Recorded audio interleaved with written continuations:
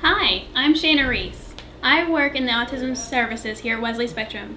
I am a board-certified behavior analyst, and we're going to be talking about applied behavioral analysis today. While you are here at Wesley, going into our different buildings and different sites across the area, there are a lot of different words that you may hear. And a lot of these have to do with applied behavioral analysis.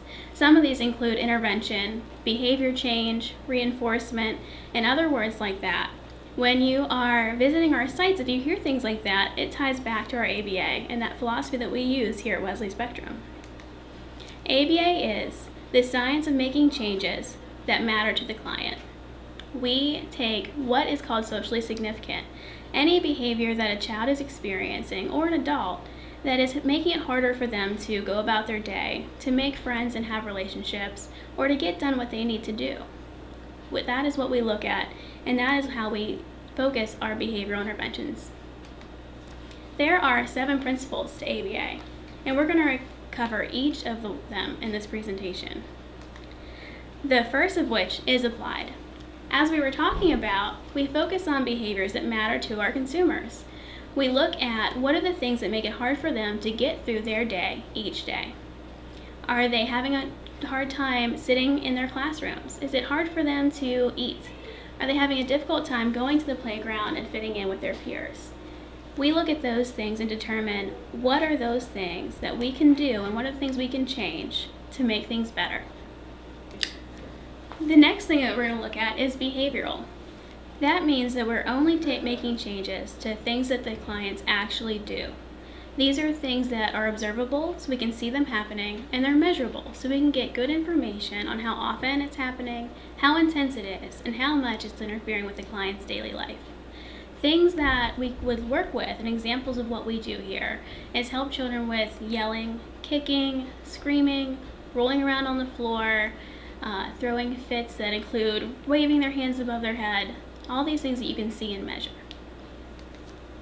Also, applied behavioral analysis is analytic. It means that we're looking at the process that the behaviors are occurring in. We see the antecedents, what's happening first.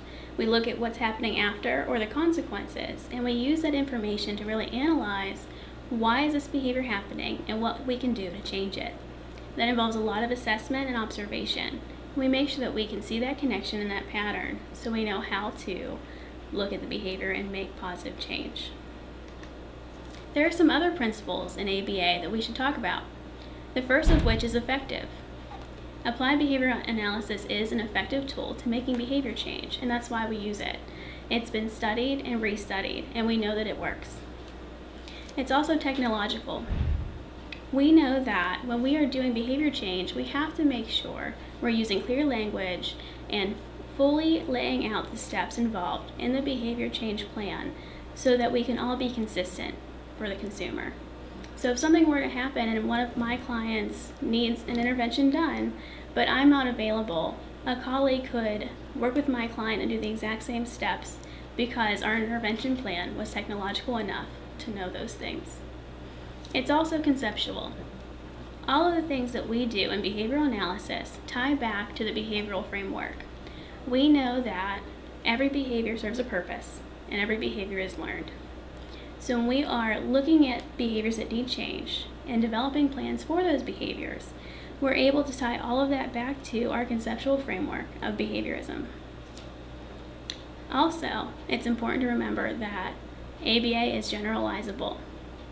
When we are teaching skills to consumers, whether they're children or adults, we want to make sure that those consumers are able to take the skills they learn with us and apply them in different settings.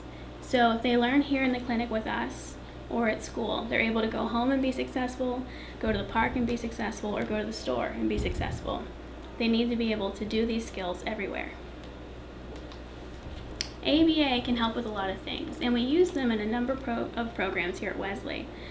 Most commonly, we see ABA utilized in our autism services. That includes BHRS, that includes our Wonder Kids program, Oz, and CARES. We also use them in a lot of different programs, including outpatient, school-based and family-based, and different programs that are there to help consumers make behavior change. So it's seen pretty frequently across the organization. ABA can help with a lot of mental health diagnoses. We can use ABA to help with autism, ADHD, depression, and other concerns. We can also help a lot of people dealing with everyday problems by using ABA. It can be used for any adult or child who's dealing with weight management struggles, adults that are dealing with smoking and want to quit that behavior, people who want to make better changes and better choices for themselves can all benefit from ABA. Things that we do in ABA include the following. We tell others what to do. It's important that when we're looking at behavior change, we don't focus on the negative.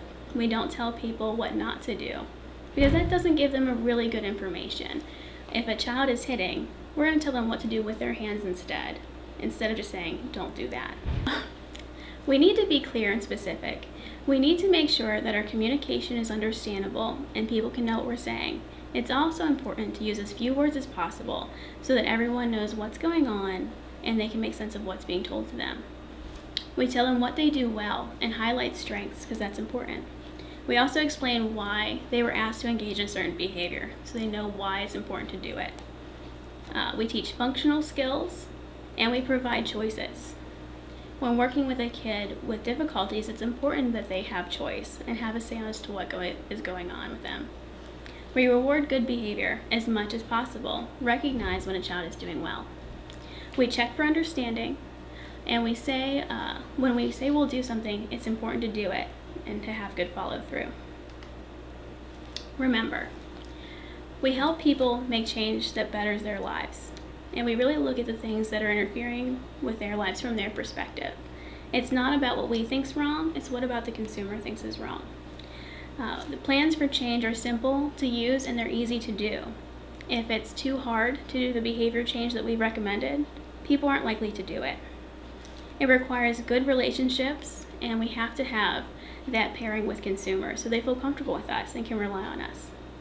We emphasize the here and now and focus on how we're going to make changes today. And we know that every person is valuable and that every person has strength. Thank you.